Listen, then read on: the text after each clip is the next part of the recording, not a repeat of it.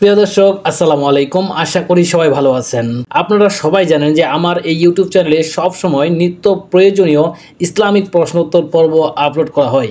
তো আজকের ভিডিওতে থাকছে আমরা আমাদের ছেলে মেয়েদেরকে বিয়ে দেওয়ার সময় শুধুমাত্র ছেলেদেরকে জিজ্ঞাসা করি যে এই বিয়েতে তার সম্মতি আছে কিনা বা তার পছন্দ আছে কিনা, কিন্তু ওদিক থেকে আমরা আমাদের মেয়েদেরকে জিজ্ঞাসা করার প্রয়োজন মনে করি না যে তাদের সম্মতি আছে কিনা এই বিয়েতে।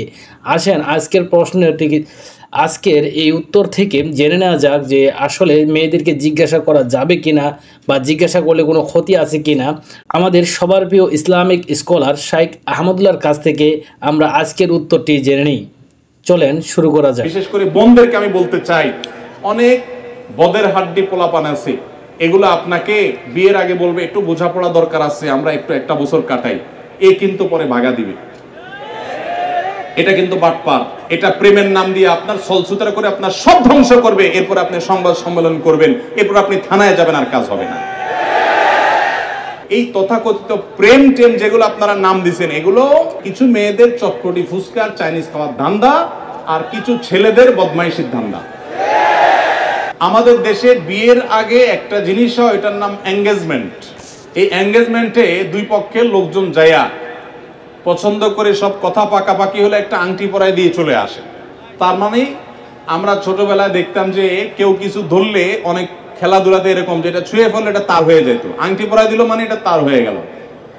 এটা আমাদের সামাজিক একটা রীতি।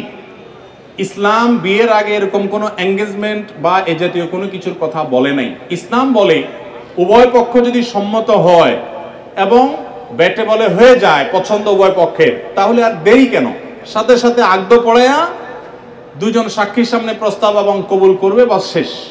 উঠায় নেওয়া নেই আনুষ্ঠানিকতা, সেটা হোক 6 মাস পর, হোক 3 মাস পর, সমস্যা নেই, কিন্তু বিয়ে সাথে সাথে হয়ে যেতে হবে।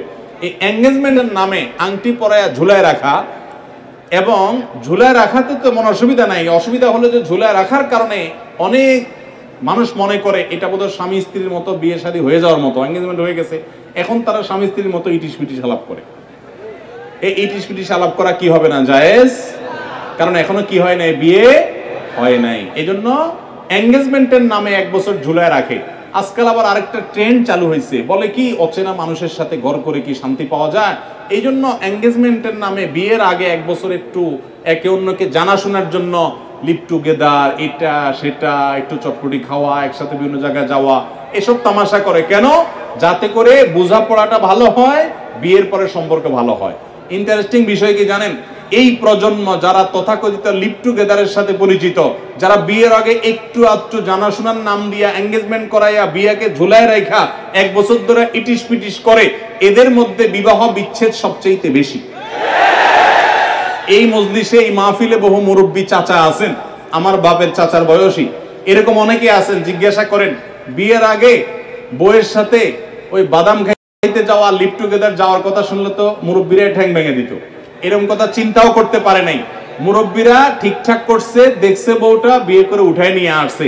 এখনো পর্যন্ত মুরব্বীরা জিজ্ঞাসা করেন, চাচির সাথে সম্পর্ক যত সুনিবিড়, আমি তো হলফ করে বলতে পারি আজকের যুবকরা তাদের বউদের সাথে এত ভালো সম্পর্ক নাই।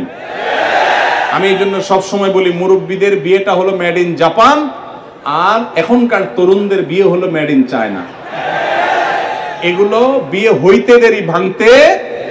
তালাকের হার কি বাড়তেছে না কমতেছে? বাড়তেছে। কি জন্য? বাড়ার তো কথা না। এত লিভ টুগেদার হচ্ছে, এত প্রেম প্রীত হচ্ছে, এত সম্পর্ক হচ্ছে, এত ইটিশ পিটিশ মেসেজ আদান প্রদান হচ্ছে। আগের মুরব্বীরা তো এত মেসেজ দেওয়ার সুযোগও পায় নাই, অথচ তো চাচির সাথে চাচার সম্পর্ক অনেক শক্ত ছিল।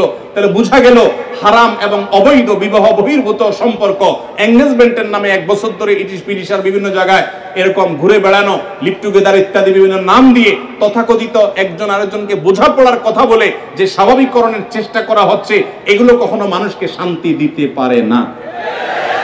পশ্চিমা দুনিয়ার মানুষেরা, তারা তো বিয়ের ধারই ধারে না। বিয়ের আগে পুরো লাইফটাই এভাবে তারা হারাম সম্পর্ক, হারাম রিলেশন করে জড়িয়ে যায়। তাদের রিলেশনগুলা সকালে হয়, বিকালে ভাঙে। প্রতিদিন তাদের এই তথাকথিত ছেলে বন্ধু মেয়ে বন্ধু চেঞ্জ হতে থাকে। আর মুসলমান, সে যদি আল্লাহকে ভয় করে, ঈমান যদি তার মধ্যে থাকে, কোরআন হাদিসের আলোকে সঠিক পদ্ধতিতে সুন্নাহ সম্মতভাবে যদি সে বিয়ে করে, আলহামদুলিল্লাহ, দাম্পত্য জীবনে যে শান্তি দান করে, এটা কখনো আল্লাহর অবাধ্য এই তথাকথিত হারাম রিলেশনকারী লিভ টুগেদারের অনুসারীরা বা কোনো অমুসলিমেরা সেটা কল্পনাও করতে পারে না। অতএব এই সমস্ত হারাম সম্পর্ক থেকে আল্লাহ আমাদেরকে বেঁচে থাকার তৌফিক দান করুন।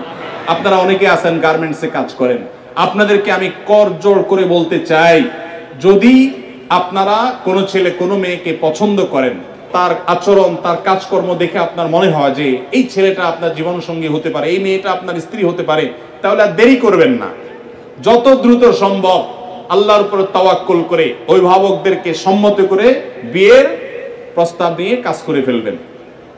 আর যদি ঝুলায় রাখেন, বলেন যে না আগে একটু বোঝাপড়া করি, দেখবেন বিশেষ করে বোনদেরকে আমি বলতে চাই, অনেক বদের হাড্ডি পোলাপান আছে, এগুলো আপনাকে বিয়ের আগে বলবে একটু বোঝাপড়া দরকার আছে, আমরা একটু একটা বছর কাটাই, এ কিন্তু পরে ভাগা দিবে। এটা কিন্তু বাটপার, এটা প্রেমের নাম দিয়ে আপনার ছলছুতরা করে আপনার সব ধ্বংস করবে। এরপর আপনি সংবাদ সম্মেলন করবেন, এরপর আপনি থানায় যাবেন, আর কাজ হবে না। অতএব ভাইরা আমার, বিবাহ বহির্ভূত সম্পর্ককে আল্লাহ তাআলা হারাম করেছেন। আমি আবার বলছি, গোটা পৃথিবীর 1 ইঞ্চি জায়গা আপনি আমাকে দেখাতে পারবেন না, আমার বহুদের দেখার সুযোগ হয়েছে আলহামদুলিল্লাহ, গোটা পৃথিবীর 1 ইঞ্চি জায়গা দেখাতে পারবেন না যেখানে শরিয়ার সম্মত বিবাহকে অ্যাপ্রিশিয়েট করা হয় না। বিবাহ বহির্ভূত তথাকথিত গার্লফ্রেন্ড বয়ফ্রেন্ড কালচারকে যারা সমর্থন করে, তাদের সমাজে দাম্পত্য জীবনের সুখ কখনো মুসলমানদের ধারে কাছেও নেই। মুসলমান তো মুসলমান, এমনকি আমার হিন্দু ভাই বোনরা যারা আছেন, হিন্দু মানুষরা যারা আছেন আমাদের এই অঞ্চলে, তারাও তাদের ধর্মীয় কারণে বিবাহ বহির্ভূত সম্পর্ক সাধারণত তাদের ধর্ম তাদেরকে করতে বলে না।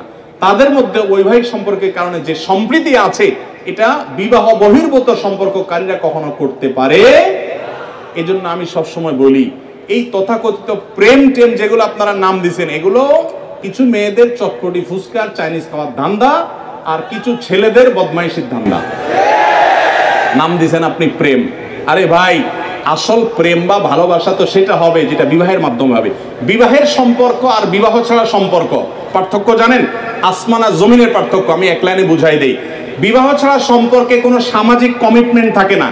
বিবাহের মধ্যে কাবিননামা হয়, সাক্ষী থাকে, উভয় পক্ষ থাকে, ময়মুরব্বী থাকে, সমাজের লোকরা থাকে, সামাজিক কমিটমেন্ট থাকে। এই জন্য প্রেমের নামে সকালে প্রেম করে বিকালে ছুড়ে দেওয়া, 2 বছর ঘুরাইয়া বিয়ের কথা বলে এরপরে পালায়ে চলে যাওয়া, ছেড়ে আরেকজনের বিয়ে করা, এগুলো সকাল বিকাল হয়। কিন্তু বিবাহ করার পর স্ত্রীর প্রতি জুলুম নির্যাতনের ঘটনা কিছু ঘটলেও সকাল বিকাল অহরহ এরকম প্রতারণা অন্তত হয় না। অতএব বিবাহ বহির্ভূত সম্পর্ককে আমরা না করব। পছন্দ হয়ে গেছে বিয়ে করে ফেলবো, বিবাহের আগে কোনো সম্পর্ক আমরা রাখবো না।